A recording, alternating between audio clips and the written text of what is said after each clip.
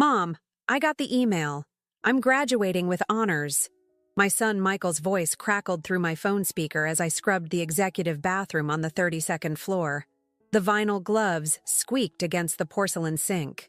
That's wonderful, honey. I knew you could do it. I pressed the phone between my ear and shoulder, continuing to spray and wipe. The clock showed 11:30 p.m. The ceremony is next Friday at 2 hours. You'll be there, right? I paused, thinking of the cleaning schedule. I'd need to rearrange with Maria to cover my afternoon shift. I wouldn't miss it for the world.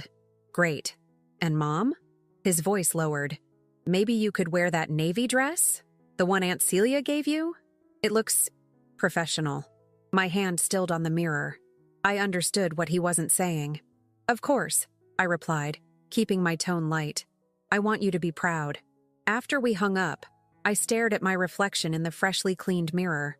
At 48, my face showed the years of sacrifice. The night shifts cleaning offices while studying for my business degree, the weekends missed with Michael to complete my MBA, the promotions I'd turned down at my day job to maintain the flexibility for my night work. Also, my son could attend a prestigious university without drowning in debt. What Michael didn't know was that 3 years ago, I had stopped being just the night cleaner at Lumora Innovations. My business proposals had caught the attention of the former CEO, Eleanor Grant. Under her mentorship, I had risen through the ranks, now serving as the chief strategy officer by day while maintaining my cleaning job at night. Only Eleanor and the board knew of my dual identity, a requirement I had insisted on as I worked toward my ultimate goal. I continued with my cleaning cart to the next floor, thinking about the way Michael had sounded on the phone. Since he'd been accepted to Westmore University, something had shifted between us. The calls home became less frequent, the visits shorter. I'd attributed it to the natural independence that comes with college, but lately, a nagging feeling had grown that there was more to it. The next morning, in my corner office on the 40th floor, I reviewed the final acquisition papers. In 2 weeks, I would be announced as the new CEO of Lumora Innovations following Eleanor's retirement. Our company had just secured funding for an exciting new graduate recruitment program at several universities, including Westmore, where Michael was graduating with a business degree. Diana, are you ready for the board meeting? Eleanor asked, appearing at my door. I closed the folder and smiled. As ready as I'll ever be. Have you told your son yet? About any of this? She gestured around the expansive office. I shook my head. I wanted to wait until everything was official. And the other thing? The night job? He knows I clean offices. He just doesn't know which ones or that I've continued even after... I trailed off. Eleanor gave me a pointed look. Diana, you're about to become the CEO of a Fortune 500 company. Don't you think it's time to give up the cleaning cart? After the announcement, I promised. It keeps me grounded. Reminds me where I came from. But the truth was more complicated. Somewhere along the way, the secret had grown too big, the reveal too daunting. How do you tell your son that you've been living a double life for years? The graduation ceremony was held in Westmore's grand auditorium. I arrived early, wearing the navy dress as requested, my hair neatly styled.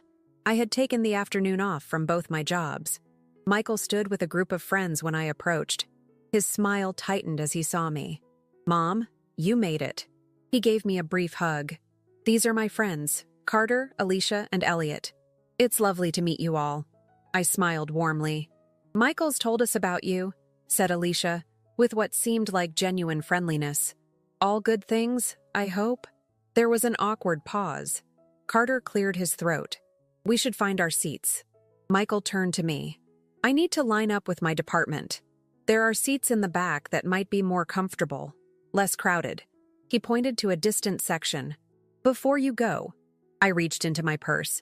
I have something for you. I handed him a small box containing cufflinks that had belonged to his grandfather. Michael opened it, his expression softening momentarily. Thanks, Mom. I'll wear them today. He hesitated, then lowered his voice. Listen, there's going to be a reception after with some corporate recruiters. It's pretty exclusive, just graduates and professionals. I understand, I said, recognizing the dismissal. I'm so proud of you, Michael. As he walked away to join his classmates, I heard one of them ask, Is that your mom? What does she do again?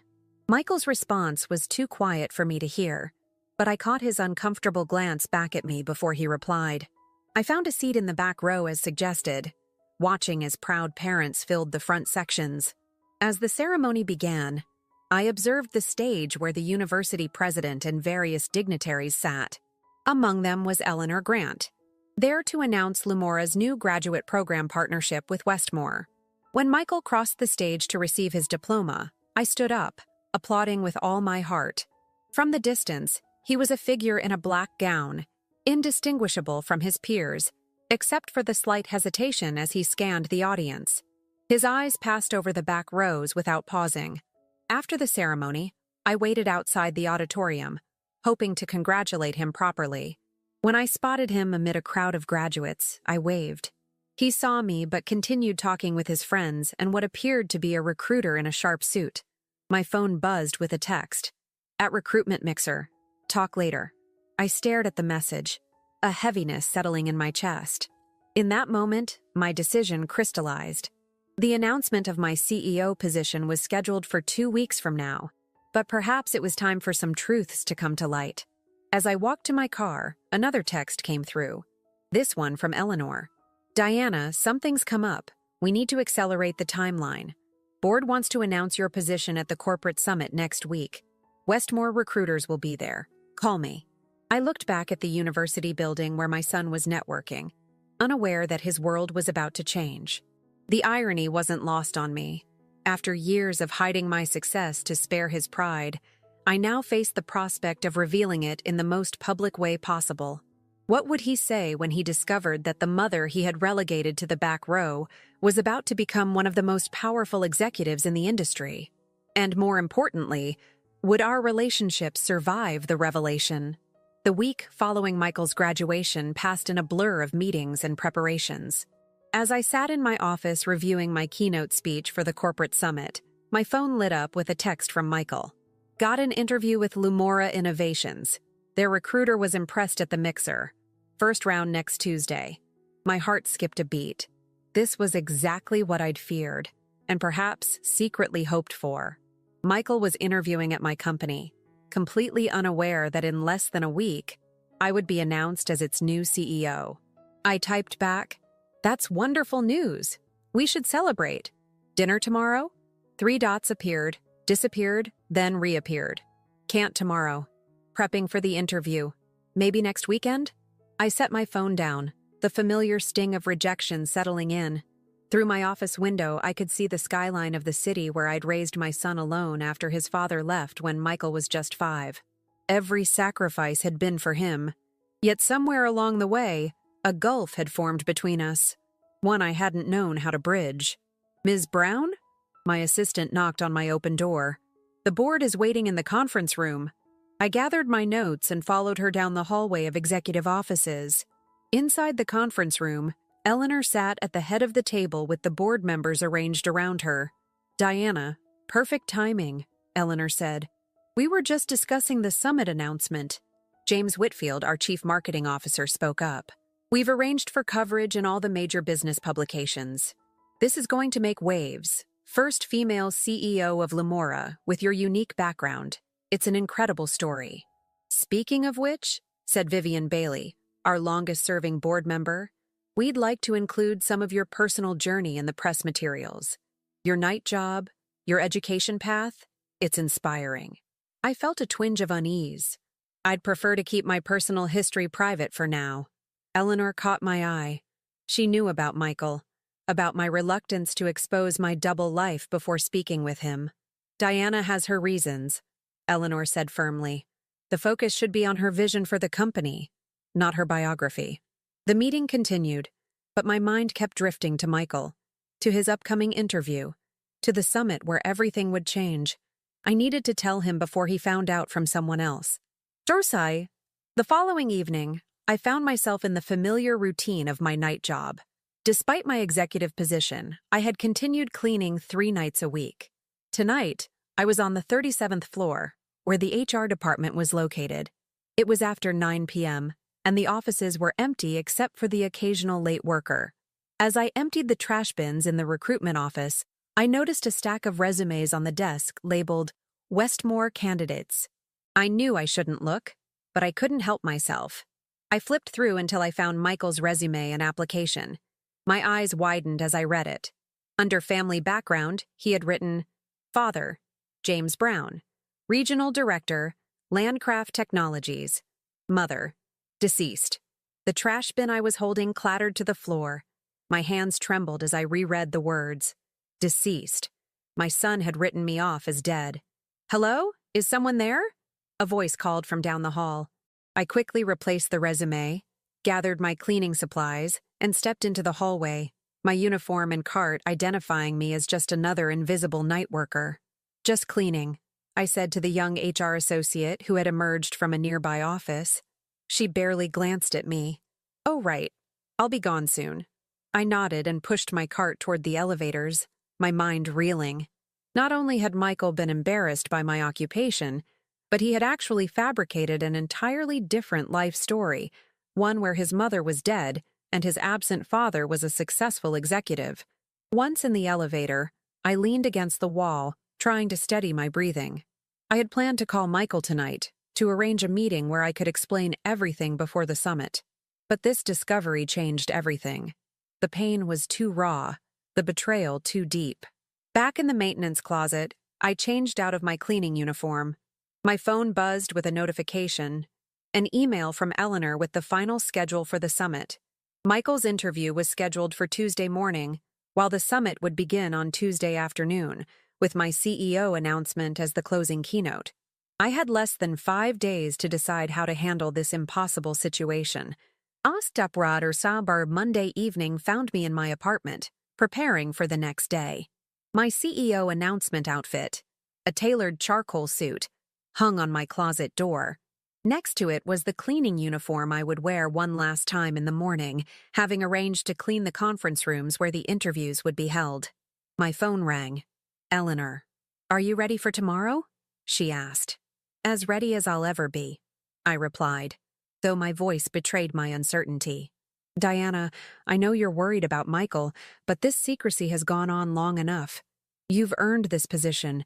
You deserve recognition for your hard work, not just from the company but from your son. He listed me as deceased on his job application, Eleanor. The words came out before I could stop them. There was a long pause. What? I explained what I had found in the HR office. I don't know what to say, Eleanor finally responded. What are you going to do? I don't know yet, I admitted. Part of me wants to confront him during his interview. Another part wants to wait and see his face when I'm announced as CEO. And a small hurt part wants to withdraw his application entirely. This isn't just about you and Michael anymore, Eleanor reminded me gently.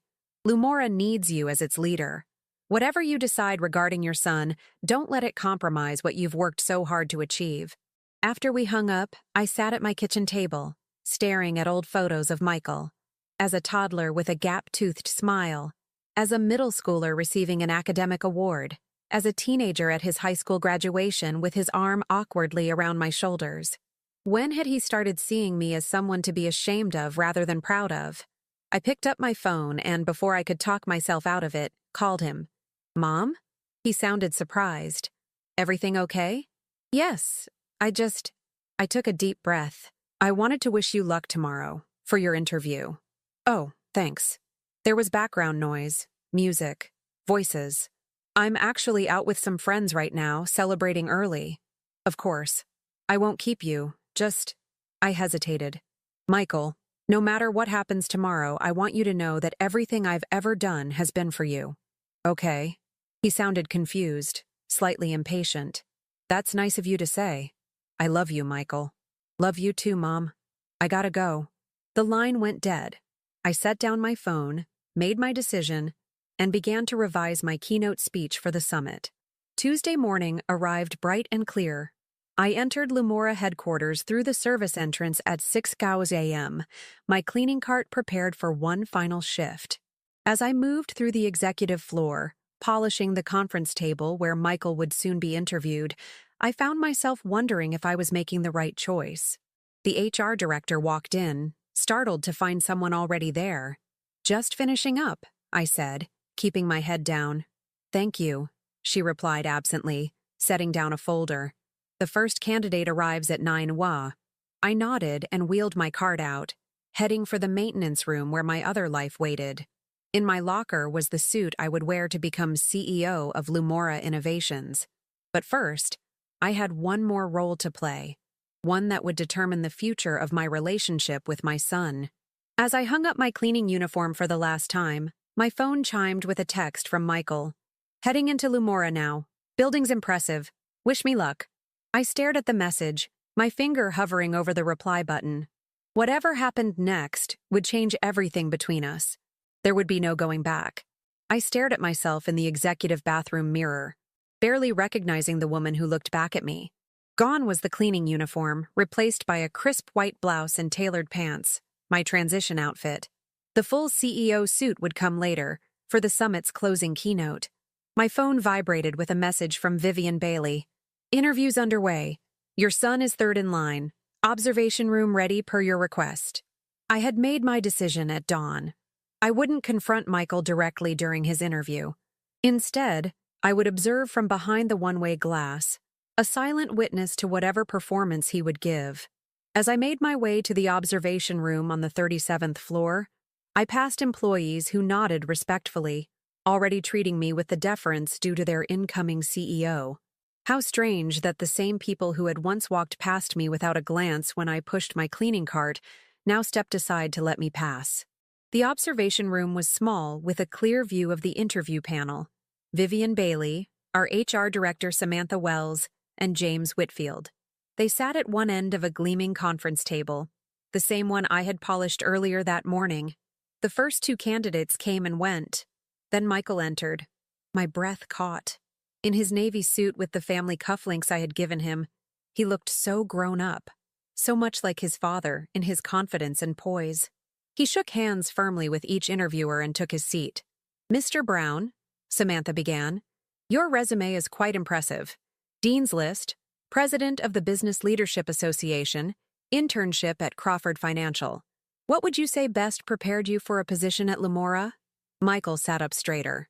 I believe I've been preparing for this opportunity my entire life. My father always emphasized the importance of strategic thinking and leadership in business. My fingers curled around the armrest of my chair. His father had abandoned us when Michael was 5, sending birthday cards and occasional checks, but little else. Speaking of family influence, James said, glancing at the resume, I see your father is a regional director at Landcraft. Has his career path influenced your own aspirations? Michael smiled confidently. Absolutely. Watching him climb the corporate ladder taught me the value of networking, presentation skills, and strategic career moves. He's been my role model. Every word was a dagger. I had been the one attending parent-teacher conferences, helping with homework, working multiple jobs to afford his education. I had been the one encouraging his dreams, praising his accomplishments, supporting him through failures. And what about other influences? Vivian asked. I recognized the gentle probe. She knew my story, knew the truth about Michael's background. A flicker of hesitation crossed his face. I lost my mother when I was young, but that experience taught me resilience and independence. The room seemed to spin around me. He hadn't simply omitted my existence or my occupation. He had created an entire fictional narrative where I had died, and his absent father had raised him. I'm sorry to hear that, Vivian said, her eyes briefly darting toward the one-way glass. That must have been difficult. It shaped who I am, Michael replied, his voice taking on a practiced solemnity. I learned early that life doesn't always go as planned, but with determination and the right connections, you can overcome anything. The interview continued, with Michael answering questions about his skills, experience, and career goals. He was articulate and prepared, exactly the kind of candidate Lumora would want. If he had been anyone else's son, I would have been impressed. When asked about his greatest weakness, Michael paused thoughtfully. I can sometimes be too focused on appearances and perception. I've been working to remember that substance matters more than style. The irony nearly made me laugh out loud. Here he was, fabricating his entire family history to maintain appearances. As the interview wrapped up, Samantha asked the final question. "Where do you see yourself in 5 years, Mr. Brown?" Michael's answer was immediate. "In a leadership position, hopefully here at Lumora. I admire the company's recent growth and innovation strategies. In fact, I'm particularly interested in the new initiatives that will be announced at today's summit." He smiled. "I've already secured a seat as a Westmore representative." My stomach dropped. Michael would be at the summit. He would witness my keynote and CEO announcement. The revelation I had planned to control was now inevitable and imminent. After Michael left, the interviewers discussed his performance briefly, their voices coming through the speaker in my observation room. "He's polished. I'll give him that," James said. "Technical skills are solid, too." "Something feels off, though," Samantha replied. "That family background. Didn't you say his file had some discrepancies, Vivian?" Vivian nodded thoughtfully. "Let's just say I have questions about his authenticity. Diana will want to weigh in on this one personally." They gathered their notes and exited, unaware that I remained frozen in the observation room, trying to process what I had just witnessed. By noon, I had retreated to Eleanor's office, soon to be mine, to prepare for the summit. My keynote speech lay open on the desk, but I couldn't focus on the words. All I could think about was Michael's performance, his casual erasure of my existence, his elevation of a father who had barely participated in his upbringing. A knock on the door interrupted my thoughts. "Come in," I called. Eleanor entered, her expression sympathetic. "Vivian told me about the interview. Are you okay?" I shook my head. "I don't know what's worse, that he's ashamed of me, or that he's created this fantasy where his father is the dedicated parent and I'm gone." Eleanor sat across from me. "What are you going to do?" "The original plan stands," I said, more firmly than I felt. "I give my keynote, I'm announced as CEO, and Michael learns the truth along with everyone else. And after? What then?" I looked down at my speech. "I don't know. That depends on him, I suppose."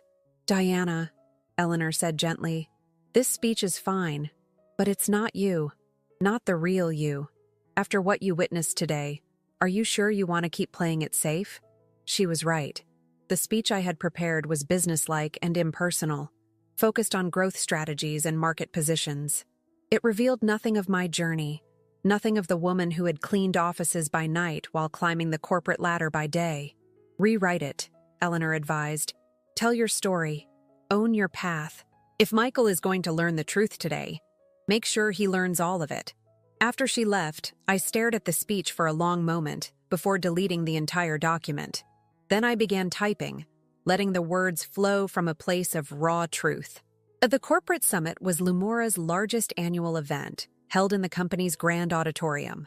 As I stood backstage, I could see through a gap in the curtain that the room was filled with executives, partners, media, and university representatives. Somewhere in that audience sat Michael, still unaware that his worlds were about to collide. Eleanor was at the podium, delivering her farewell address as CEO. And so, after 15 remarkable years, I am stepping down with complete confidence in Lumora's future under new leadership. My heart pounded so loudly I was sure others could hear it. In moments, I would walk onto that stage, and everything would change. This transition represents not just a change in leadership, but a testament to what is possible when talent is recognized regardless of its origin. Eleanor continued, "It gives me extraordinary pleasure to introduce you to the new Chief Executive Officer of Lumora Innovations, a woman whose journey exemplifies perseverance, intelligence, and unwavering determination." I took a deep breath, straightened my shoulders, and prepared to step forward. "Please welcome to the stage, Diana Brown." As I walked out into the blinding lights, the audience rose in a standing ovation. Through the sea of faces, I searched for one in particular, and then I found him, 5 rows back, his expression transforming from polite interest to utter shock as he recognized his supposedly deceased mother taking the stage as the new CEO of Lumora Innovations. Our eyes locked across the crowded room. In that moment, the applause, the cameras, the significance of my achievement, all of it faded away. There was only my son, his face a mask of disbelief and something else I couldn't quite identify. Was it shame, anger, fear? As I approached the podium, I set aside my newly written speech and gripped the edges of the lectern. The truth I had hidden for so long was now exposed, but the most difficult revelation was yet to come. "Thank you, Eleanor," I began, my voice steady despite the turmoil inside. "And thank you all for this warm welcome." I paused, my gaze finding Michael again. He sat frozen in his seat while those around him continued to applaud. "Before I share my vision for Lumora's future," I continued, "I want to tell you a story. It's about a woman who started with nothing but determination and the unexpected path that led her to this podium today." Michael's face had drained of color. As I prepared to reveal the full truth of my journey, night job and all, I wondered if the bridge between us had been irreparably broken, or if, just maybe, it could still be rebuilt from the ashes of his fabricated narrative and my years of secrecy. "My journey to this stage began in a small apartment above a laundromat," I said, my voice carrying across the hushed auditorium. "As a single mother with a 5-year-old son, I worked days as an administrative assistant and nights cleaning offices. Each word felt like stepping further into the light after years in shadow." The teleprompter displayed the carefully crafted corporate speech I had originally prepared, but I ignored it completely. Education was my ladder. I took classes during lunch breaks and after my son went to sleep. Over 8 years, I earned my business degree, then my MBA, one night class at a time. In the audience, I could see Michael's rigid posture, his clenched jaw. Around him, people were engaged, nodding appreciatively at what they perceived as an inspiring success story. They couldn't see what I could, the quiet devastation on my son's face as his carefully constructed facade crumbled with each word I spoke. 12 years ago, I joined Lumora as part of the night cleaning staff. The executive offices I cleaned after hours became a kind of classroom. I studied the strategy documents left on desks, analyzed the presentation notes on whiteboards. Murmurs rippled through the crowd. This wasn't typical CEO origin story material. One night, I left a note on a strategy brief, pointing out a flaw in the Asian market expansion plan. The next day, there was a response requesting more input. For months, I engaged in this anonymous dialogue, until finally, Eleanor Grant, our visionary outgoing CEO, set a trap to discover who was leaving these insights. Eleanor, seated on stage behind me, smiled at the memory. When she found me in my cleaning uniform, rather than firing me for reading confidential documents, she offered me a junior analyst position. That was 9 years ago. I continued to clean 3 nights a week, partly because I needed the extra income to support my son's education, but eventually, because it kept me grounded, connected to every level of this company. I paused, taking a sip of water. The audience was captivated now, but my focus remained on Michael. His expression had shifted from shock to something more complex, a mixture of confusion, embarrassment, and the dawning realization that the mother he had fictionally buried was not only alive but about to become his potential boss. Some of you in this room have known me only as Diana Brown, Chief Strategy Officer. Others have known me only as Diana the Night Cleaner. Very few have known both sides, a division I maintained by choice. I looked directly at Michael now. I kept these worlds separate to protect someone I love from what I perceived as embarrassment or shame. I convinced myself it was for his benefit. But secrets, even well-intentioned ones, create barriers. They prevent authentic connection. Michael's eyes widened slightly, recognizing the words were meant for him. Today, as I accept this incredible honor of becoming Lumora's CEO, I am committing to authenticity in all aspects of my life. No more divisions, no more masks. Success means nothing if we can't be honest about who we are and where we came from. The room erupted in applause. Business leaders love authenticity, at least the carefully curated kind I was offering. But this wasn't for them. It was for my son and for myself. I completed my address with my vision for Lumora's future, speaking with genuine passion about inclusive leadership and recognizing talent at all levels. When I finished, the standing ovation was immediate and enthusiastic. As I stepped away from the podium, my eyes searched for Michael, but his seat was empty. The reception following the keynote was a blur of congratulations and introductions. I smiled and shook hands mechanically, my attention divided as I scanned the room for any sign of Michael. He left, Eleanor said quietly, appearing at my elbow with a glass of champagne. One of the Westmore representatives said he claimed a family emergency. The irony wasn't lost on me. Did I make a mistake, Eleanor? Revealing everything so publicly? No, she said firmly. You told your truth. What happens next is up to him. As the reception wound down, I checked my phone repeatedly. No calls, no texts. The silent treatment was familiar. Michael had perfected it during his teenage years. But this time felt different. This wasn't about breaking curfew or questioning his choice of friends. This was about something fundamental. The story he had created about his life, and the mother he had written out of it. By evening, I was back in my apartment. My celebration dinner with Eleanor canceled in favor of waiting for some response from my son. The CEO announcement had made the evening news, and my phone was flooded with congratulatory messages from colleagues and old friends. But nothing from the one person whose response mattered most. At 9:30 p.m., a knock at my door startled me. I opened it to find Michael standing in the hallway, still wearing his interview suit, though his tie was loosened and his hair disheveled. "Can I come in?" His voice was strained.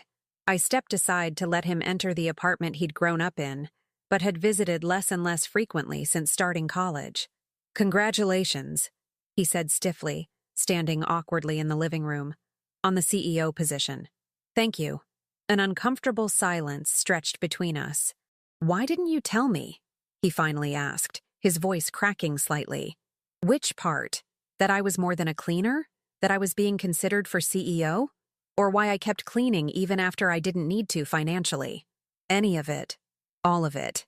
He ran a hand through his hair, a gesture so reminiscent of his childhood frustration that it made my heart ache.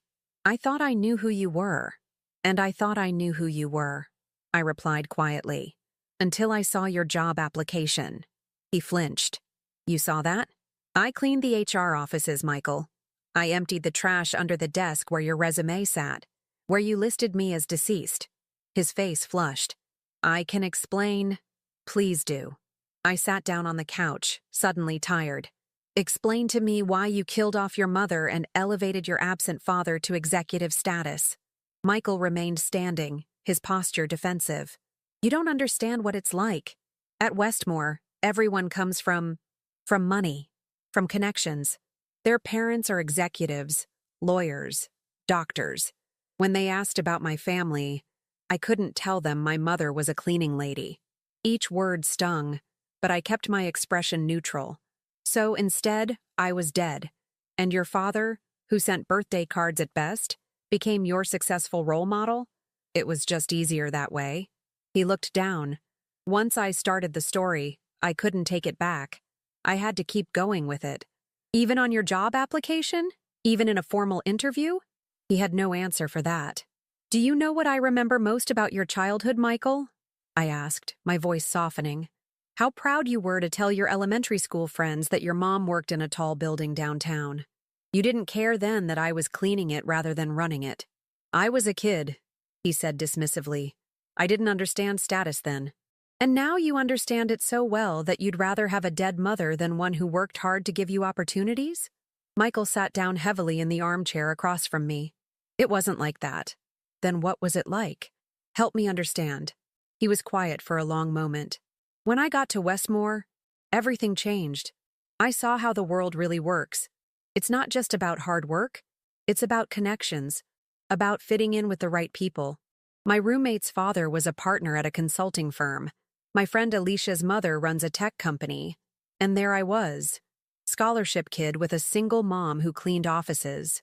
A single mom who put you through college without debt," I reminded him. "Who supported your internships and extracurriculars. Who never missed a school event." "I know," he said, his voice barely audible. "That's why it was so hard. Because you did everything right, and it still wasn't. It still wasn't enough." The raw honesty of his words hit me like a physical blow. "Not enough for what, Michael?" He looked up, his eyes shining with unshed tears. "To give me the life I thought I wanted. The connections. The network. The respect. And now?" I asked. "Now that your mother, the cleaner, turns out to be a CEO? Am I enough now?" The question hung in the air between us, loaded with years of unspoken hurt and expectation. Michael opened his mouth to respond when my phone rang. Eleanor's ringtone. I hesitated, then answered. Diana, I'm sorry to interrupt your evening, but we have a situation. The Jakarta deal is falling apart.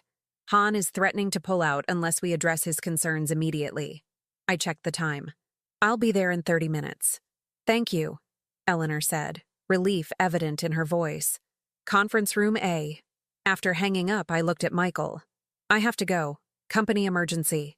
He nodded, standing. Of course. You're the CEO now.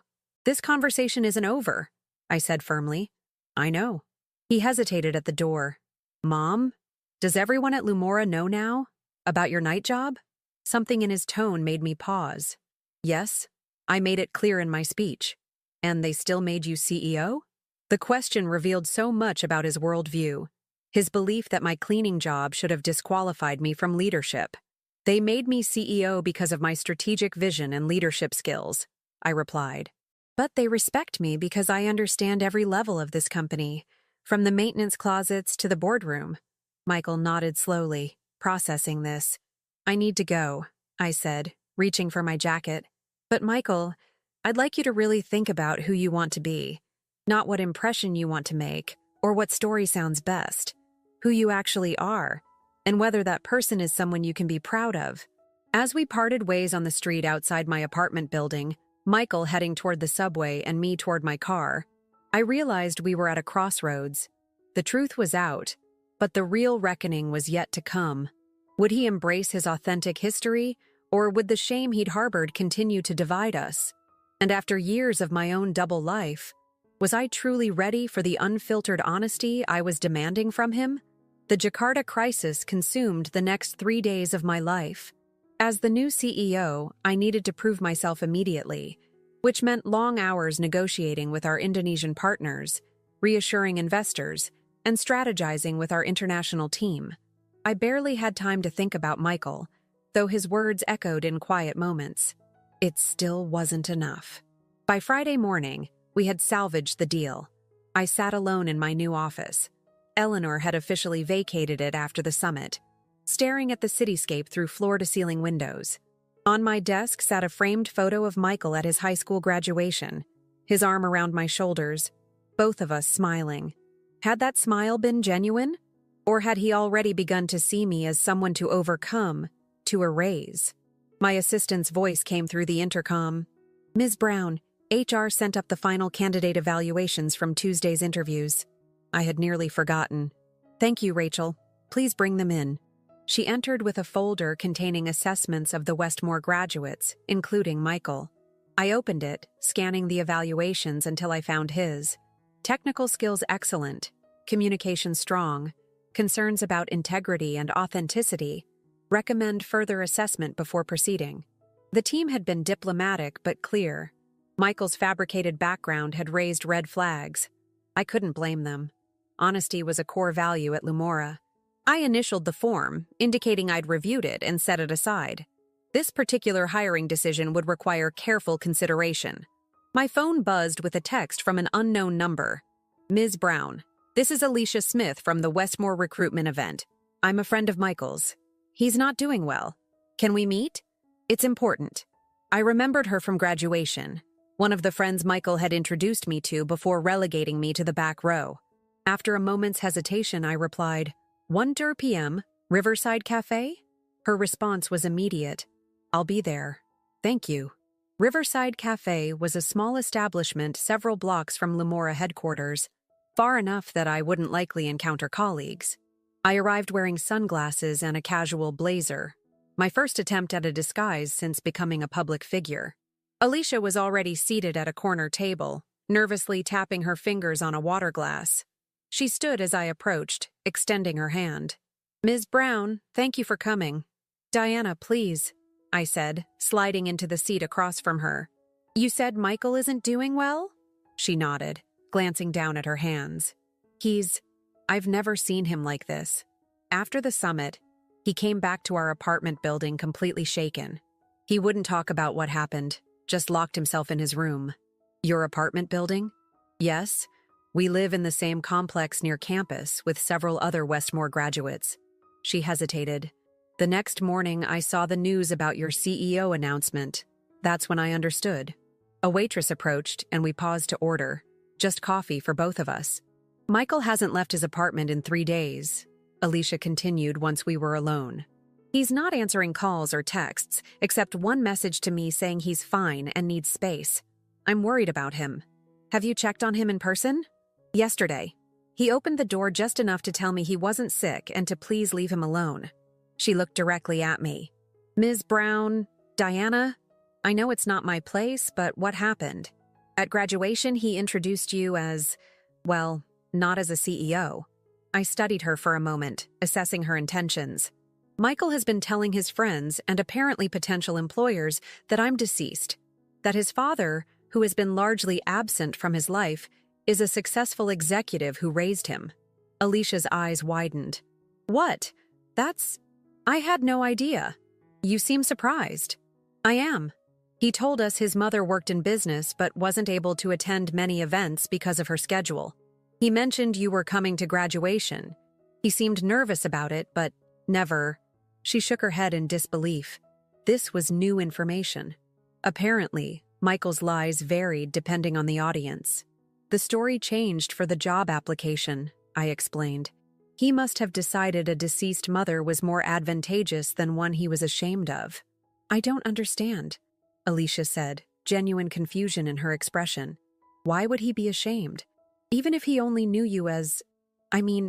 before finding out you're a CEO? I worked nights cleaning offices, I said plainly. Including at Lumora, where I continued cleaning even after joining the executive team. It was part of who I am, part of my journey. But Michael saw it differently. Recognition dawned in her eyes. The night I met you at graduation, he was so tense. He kept looking around like he was afraid someone would overhear. He directed me to sit in the back row, I added, after telling me not to embarrass him. Alicia was quiet for a moment, processing this. I know it doesn't mean much coming from me, but Michael wasn't always like this. Freshman year, he talked about you all the time. How hard you worked. How you supported him. It changed sophomore year, after he met Carter in that crowd. Carter? His roommate. Family owns half of Boston, from what I gather. Michael started hanging around Carter's circle. All legacy students, all from money. She hesitated, then continued. He changed. Started pretending he had connections, talking about summer homes that didn't exist. I called him out once, and he said I didn't understand how the world works. That perception creates reality.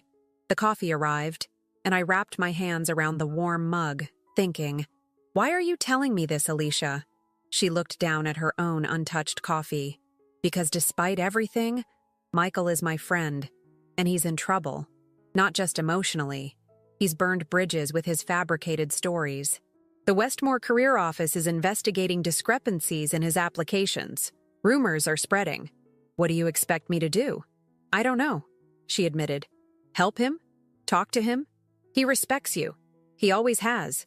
Even when he was trying to impress those guys. I considered her words carefully. You said perception creates reality. Is that what Michael believes? I think he did, she replied. Until reality caught up with him at the summit. After leaving Alicia, I drove to Michael's apartment complex instead of returning to the office. The building was modest but well-maintained. Standard graduate housing. I climbed to the 3rd floor and knocked on door 312. No answer. Michael, it's Mom. I know you're in there. Silence. Then the sound of movement. The door opened a crack, revealing my son's unshaven face and rumpled t-shirt. What are you doing here? His voice was hoarse. Checking on you. May I come in? He hesitated, then stepped back, opening the door wider. The apartment was a mess. Dishes piled in the sink, clothes strewn across furniture, laptop open on a coffee table surrounded by empty takeout containers. I've been busy, he said, noticing my survey of the chaos. I can see that. I set my purse down on the only clear chair. Alicia is worried about you. His expression hardened. She went to you? Behind my back? She cares about you. Said you haven't left this apartment in days. I'm fine, he said automatically. Just processing. I nodded, letting silence fill the space between us. Sometimes the best strategy was to wait. Finally, he spoke. I got an email from HR at Lumora yesterday. They've put my application on hold pending further review. He laughed bitterly. That's corporate speak for "we know you lied, you're done." That decision hasn't been made yet, I replied carefully, but it will be. And not just at Lumora. Word gets around. He sank onto the couch. I've ruined everything. Not everything, I said, sitting beside him. But yes, actions have consequences. Lies especially. He looked at me then. Really looked at me. Perhaps for the first time in years. Why did you keep cleaning? Once you had the executive job? Was it to embarrass me? The question was so absurd, I almost laughed. Michael, not everything is about you. I kept cleaning because it reminded me where I came from, because it kept me connected to every level of the company I was helping to build. And yes, because I was proud of that work. It put food on our table, put you through school, taught me resilience. I was so angry when I saw you walk on that stage, he admitted quietly. Not just because of the lie being exposed, but because, all this time, you were extraordinary, and I treated you like you were— He couldn't finish. Like I was something to overcome, I supplied. A chapter to close rather than a foundation to build upon. He nodded, tears welling in his eyes. I'm sorry, Mom. I don't know how to fix this. I took his hand, something he hadn't allowed in years. The truth, Michael. Always start with the truth. It's too late. The application, the interviews, my friends. It's never too late to be honest. It might be messy, it might be painful, but it's never too late. He was quiet for a long moment. What about Lumora? My application? That's complicated, I admitted. There's a clear conflict of interest now, but more importantly, there's a matter of integrity that needs to be addressed. You're saying I don't have any. I'm saying you've lost your way, and finding it again starts with being honest. With yourself most of all. Michael leaned back, exhaustion evident in every line of his body. What do I do first? I squeezed his hand. First, you shower and clean this place up. Then, we talk about making amends, starting with the people you've lied to. After that, well, we'll see where truth takes us. As I left his apartment an hour later, after helping him begin to clean both his living space and his conscience, I felt a cautious hope. The bridge between us had been badly damaged, but perhaps not destroyed beyond repair. My phone rang as I reached my car. Eleanor. How's the boy? She asked without preamble. How did you know I was with him? Because I know you, she replied simply. And because you've missed 2 meetings. I'm sorry. Don't be. Some things are more important than quarterly projections. Is he going to be okay? I looked back at the apartment building, thinking of Michael's tearful apology, his shaking hands as he wrote out a list of people he needed to make amends to. I think so, I said. But we have a long road ahead. Well, Eleanor said, her voice softening, if anyone can navigate a difficult path, it's you, Diana. You've been doing it all your life. As I drove back toward Lumora headquarters, I wondered if she was right. The hardest part of leadership isn't making the big decisions. It's guiding others through their own journeys, especially those you love most. Could I help Michael rebuild his integrity while maintaining my own as CEO? And what would happen when those 2 responsibilities inevitably collided? 3 months passed in a whirlwind of corporate strategy meetings, international travel, and press interviews. Being CEO of Lumora Innovations was everything I had worked for and more. Challenging, inspiring, exhausting. But today wasn't about Lumora. Today was about family. I sat in the back of a town car heading toward Westmore University's Business Ethics Center, where a special panel discussion was being held. My phone buzzed with a message from Michael. Nervous but ready. Thank you for coming. I smiled at the screen, thinking of our journey over these past months. After his initial breakdown, Michael had embarked on the difficult path of making amends, first with Alicia and his closer friends, then with the Westmore career counselors, and finally with the Lumora HR department, where he had withdrawn his application and submitted a letter explaining his fabrications. That last step had been particularly difficult for him, admitting his lies to the company I now led. But it had been necessary, not just for his integrity, but for mine as CEO. I couldn't give special treatment to my son, especially after his deception. What had surprised us both was HR Director Samantha Wells's response. "We appreciate your honesty, Mr. Brown. When you're ready to reapply in the future with an accurate resume, we would be willing to reconsider your application based on your merits." It was a small door left open, a possibility of redemption, but Michael had chosen a different path. "Ms. Brown, we've arrived," my driver announced, pulling up to the modern glass building that housed Westmore's Ethics Center. "Thank you, James." I gathered my bag and stepped out into the crisp autumn air. The lecture hall was already filled with students and faculty when I arrived.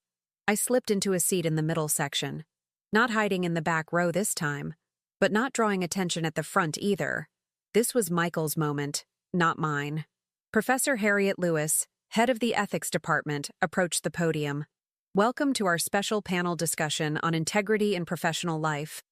Today, we have 4 speakers from different backgrounds sharing personal experiences of ethical challenges in their careers." She introduced the panelists one by one. A healthcare administrator who had reported billing fraud at his hospital, a journalist who had protected sources at personal cost, a finance executive who had navigated regulatory gray areas, and finally, our last speaker is Michael Brown, a recent Westmore graduate who has chosen to speak candidly about ethical missteps during his time here and the lessons he's learned. Michael is currently working with our community outreach program while applying to graduate programs in educational leadership. My heart swelled with a mixture of pride and anxiety as Michael took his seat at the panel table. Gone was the perfectly polished business student in an expensive suit. Instead, he wore a simple button-down shirt and looked directly at the audience with clear eyes. When it was his turn to speak, he stood and approached the microphone. "Thank you for being here today. This isn't an easy topic for me, but it's an important one." He took a deep breath. 3 months ago, I was on track to join a prestigious corporation with a fabricated personal history. I had created an alternate reality where my mother, who had worked multiple jobs to support me, was deceased, and my largely absent father was my successful role model. Murmurs rippled through the audience. I told these lies because I was ashamed, not of my mother, though that's what I told myself, but of my own insecurity.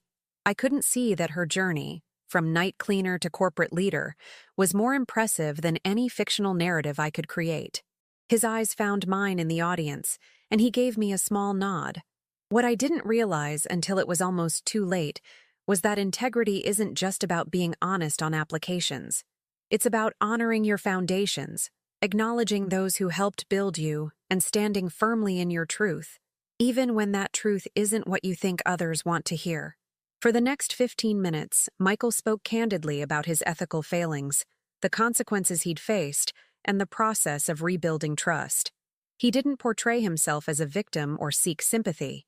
Instead, he offered his experience as a cautionary tale about the allure of fabricated success and the ultimate cost of living a lie. When the Q&A portion began, a student asked, "Do you think you deserved a second chance?" Michael considered this carefully. "I don't think second chances are about deserving them. They're opportunities offered by people who see potential for growth. What matters is what you do with that opportunity." Another student followed up. "Has your relationship with your mother recovered?" At this, Michael smiled. "That's a journey still in progress. But I can say that for the first time in years, it's built on truth. And there's incredible freedom in that." After the panel concluded, I waited in the hallway while Michael spoke with students who had approached him with questions. Watching him engage with them, earnest, thoughtful, no longer performing, I saw glimpses of the authentic person emerging from beneath the facade he had maintained for so long. "Mom," he said, finally making his way to me. "Thanks for coming." "I wouldn't have missed it," I replied, giving him a quick hug. "You did well up there." "Very well." He nodded, some of his old confidence showing through, but tempered now with humility. "Professor Lewis wants me to speak to her ethics and business practice class next month." "That's wonderful, Michael." We walked together toward the exit. a more comfortable silence between us than had existed in years. "How's the community outreach program going?" I asked as we stepped outside. "Actually, really good. We're working with high school students from disadvantaged backgrounds, helping them prepare for college applications." He gave a small, self-deprecating laugh.